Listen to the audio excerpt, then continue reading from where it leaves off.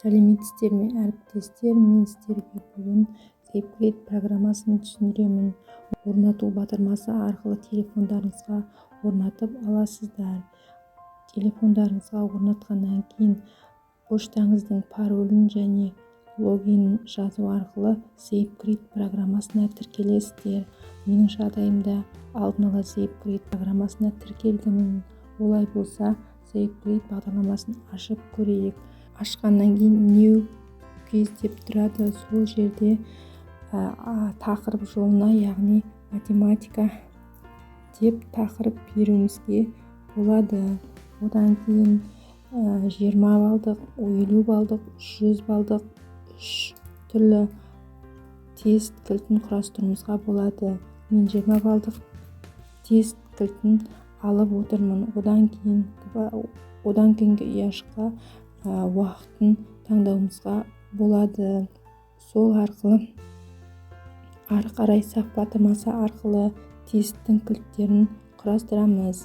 Бірінші сұраққа А, екінші сұраққа Б, үшінші сұраққа А, ары қарата төртінші сұраққа 2 жауаптық тест және 3 жауаптық тесттер белгілеуімізге болады. Мысалға алатын болсақ, төртінші сұрақтың 2 жауаптық болғандықтан оның тұсындағы батырманы басу арқылы 2 балды қойып өзіміз ары қарай тесттің балдарын кілттерін орналастыруымызға болады. Кілтін орналастырып болғаннан кейін Scan for Key батырмасы арқылы оқушының жауап парақтарын сканерлеу арқылы тексереміз. Сол кезде оқушының аты, жөні, жауабы көрінеді. Бұл жерде жасыл жанып тұрған дұрыс жауаптар, қызыл жанып тұрған дұрыс емес жауаптар, сары яғни қосымша, яғни дұрыс жауаптары болу керек. Бұл оқушының атын жаздым. Одан кейін математика пәнінен, яғни ID нөмірі 0. Бұл жерде яғни 7 сұрақтың біреуіне ғана жауап беріп тұр. 14,3% құрап тұр.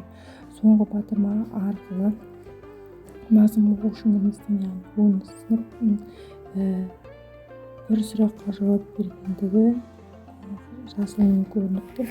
Қызылмен дұрыс емес жауаптар, сары бұл қосалқы, яғни жауап парағы, дұрыс жауап парағы. Clever Papers арқылы батырма ұяшығында, яғни біздің алған 2 оқушымыздың нәтижесі көрсетіліп тұр.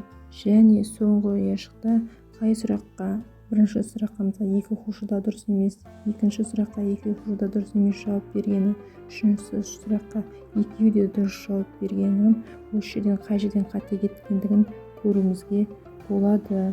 Бұл бағдарлама көбінесе қалыптастырушы бағалау алу кезінде, тест алған кезде өте тиімді әдіс болып табылады. Тыңдаған